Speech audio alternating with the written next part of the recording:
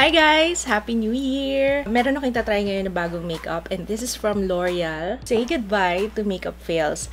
Bisperas ng bagong taon ngayon guys. So ito yung susuotin ko hanggang mamaya. So matetest out natin kung talagang #never fail. So I have here yung L'Oreal Infallible Longwear Foundation. 24 hours, pero probably hindi ko ito masusuot ng 24 hours. Infallible Pro Matte. Ang shade ko is Sun Beige. And then, meron tayong 5 shades ng kanilang Infallible Longwear Lipstick. Yung talagang matagal nang nire-request sa akin, yung Infallible Setting Spray. Fight Makeup Meltdown and Stay Fresh All Day. Really? Dun muna tayo sa foundation. So, ito yung L'Oreal Infallible 24 Hour Stay Fresh Foundation. Flawless complexion, no transfer, no visible imperfections, no visible shine, no dry out, no mask effect. Enriched with hydrating hyaluron plus extreme hold pigments for optimum comfort.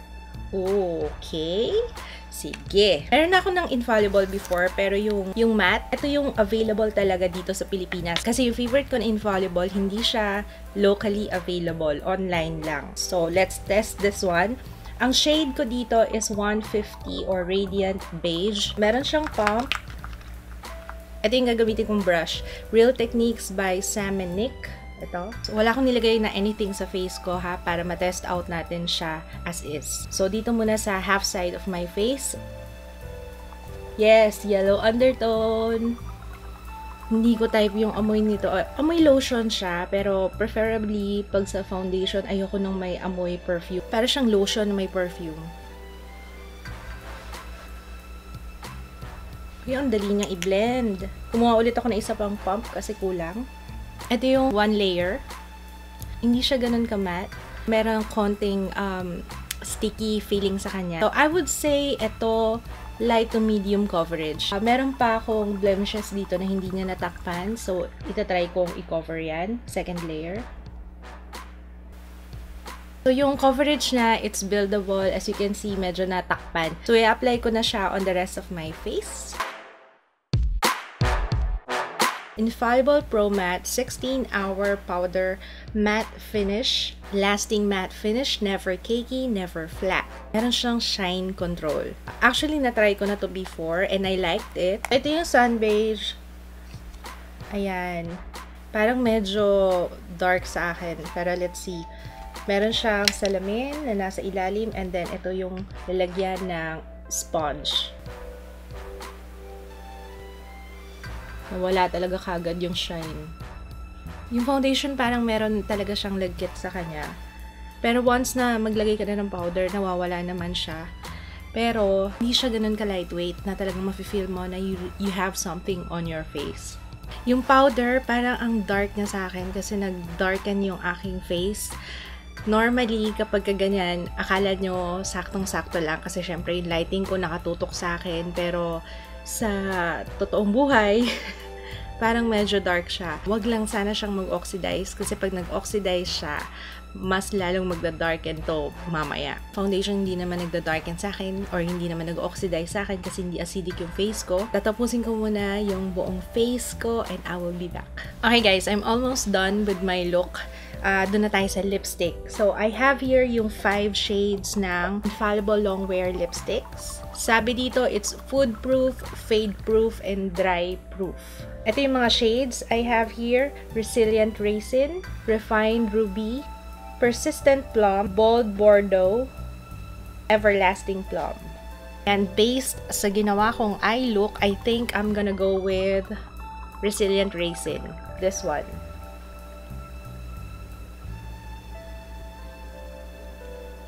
Very creamy. Okay, so ito yung Resilient Raisin. Very creamy siya. Ang daling i-glide sa lips. Walang tugging. It feels moisturizing. And sa ngayon, ayan. It's food-proof daw. So, tingnan natin kasi maraming kainang magaganap mamaya. Itong setting spray. Since tapos naman na ako mag-makeup, kasi meron ako napapansin, guys, yung sa kilay ko medyo nag-shine-shine na siya, ha? Natatakot na ako. Kinakabahan na ako kasi ang aga pa. L'Oreal Infallible Pro Spray and Set. Shake well, hold 8 to 10 inches away. Close eyes and spray 4 to 6 times in an XT motion.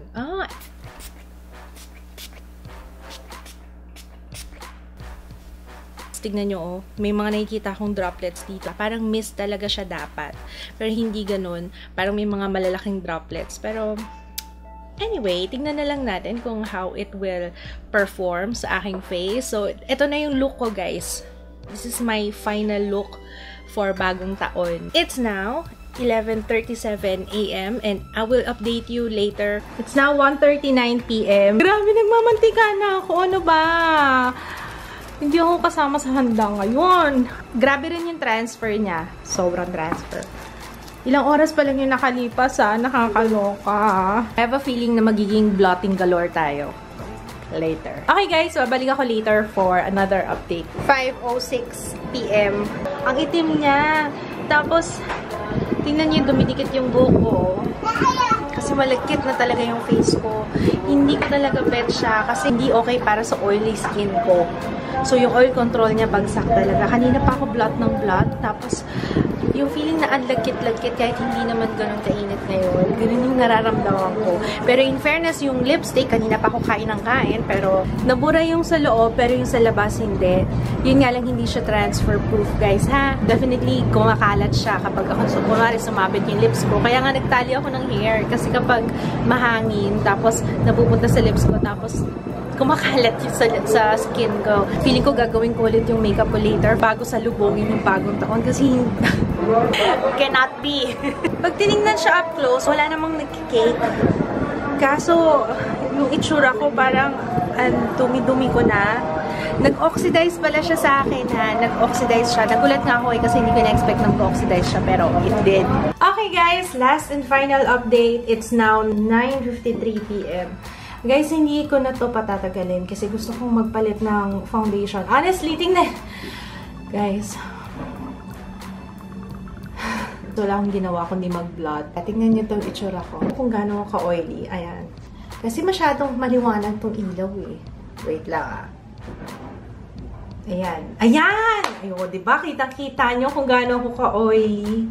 Kanina pa ako nag-decide actually. Pagkagising ko pa lang nung sinabi ng ate ko, ano nangyari sa'yo? Ba't ganyan yung face mo? Ayan. Medyo mataas kasi yung expectation ko dito sa L'Oreal Infallible considering gustong-gusto ko yung Pro Matte. Kaso ito hindi siya matte talaga. Sabi dito, it's sweat-proof, oil-proof, and transfer-proof. In my case, hindi siya sweat-proof, hindi siya oil-proof, and hindi rin siya transfer-proof. And yung 24 hours, I don't know. Kasi ilang oras pa lang yung nakalipas eh, sobrang oily na nung face ko. Disclaimer guys, I have very oily skin. So talagang mas preferred ko yung matte talaga na foundation. Yung Infallible Pro Matte na sana L'Oreal, please, i-release nyo dito sa Pilipinas. Kasi ang ganda talaga nun guys. Okay siya talaga para sa oily skin. I highly recommend that one. May review ako nun guys. If you wanna check it out, lalagay yung link sa description box. Pero itong Infallible na foundation, I didn't like it. Kasi umpisa pa lang, ilang oras pa lang yung nakalipas, nakita ko na talaga nag-shine yung face ko. Especially dito sa may kilay na area. Kasi dyan talaga ako malakas mag-oil up. Dun ko, ito yung batayan ko. Ayan o, kapag medyo kumikintab-kintab ng ganyan, parang putol na yung kilay ko. Ayan, ganyan. Ibig sabihin, hindi compatible sa akin, hindi okay para sa oily skin ko yung foundation. Yung powder, it says here, never cakey, never flat, and oil-free. Yes, gusto ko yung powder kasi try ko na siya before. I liked it.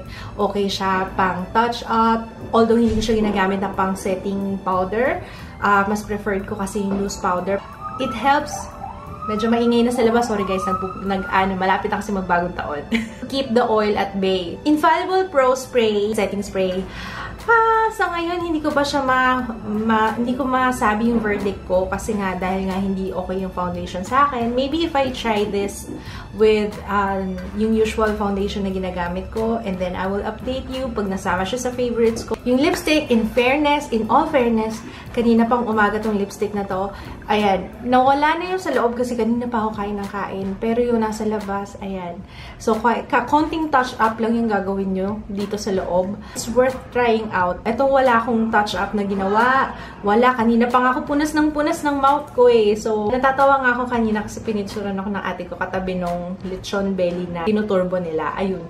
Parang mas mamantika pa ako kaysa dun sa lechon belly. Hindi rin pala siya okay sa flash photo kasi talagang white cast galore. Yun ang aking final thoughts dito sa first impression review. Subukan ko pa rin yung iba. So far, ang nagustuhan ko talaga is yung powder. Hindi pa ako makapag-desisyon dun sa setting spray. Yung lipstick is really good. Na-impress ako sa lipstick. So, yun lang. Yun lang tatlo. Foundation, no. Hindi siya pwede sa oily skin ko. Maraming salamat. Nasa ibang place ako, kaya pasensya na kung yung lighting ko, hindi ito yung usual lighting ko. Sorry. Sana nakatulong tong review na to, guys. Kung gusto nyo i-share yung experience nyo with L'Oreal Infallible, yung lipstick, yung setting spray, o lahat ng products na ginamit ko ngayon, kung na-try nyo na siya, comment kayo sa baba para makashare din kayo sa iba ng experience nyo. Okay? See you again on my next video. Bye!